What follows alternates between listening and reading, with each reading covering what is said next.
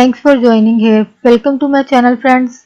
आज का हमारा टॉपिक है कि अगर सोर थ्रोट है, आपका गले में दर्द है या खराब गला है, तो इसके लिए आज की वीडियो में एक होम रेमेडी टोटका जान पाएंगे। फ्रेंड्स, यहाँ पे रिक्वेस्ट करना चाहूँगी, प्लीज़ चैनल को सब्सक्राइब जरूर कीजिए।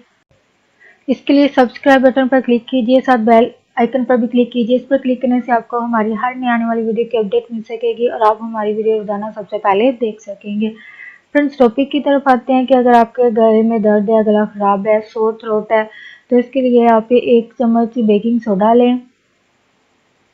इसमें 1 चम्मच नमक मिलाएं और इस मिक्सचर को आपने पानी में मिक्स करना है।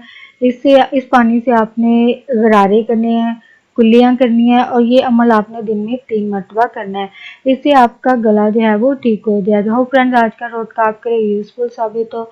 प्लीज़ आगे अवेयरनेस और गाइड के लिए फ्रेंड्स एंड फैमिली के साथ वीडियो को शेयर जरूर कीजिएगा, वीडियो को लाइक जरूर कीजिएगा, कमेंट जरूर कीजिएगा। अगर आप कुछ गले दर्द और खराब के लिए कोई टोटका रेमेडी यूज़ करती हैं तो प्लीज़ अपने एक्सपीरियंस को हमारे साथ कमेंट के जरिए ज़रूर शेयर कीजिएगा।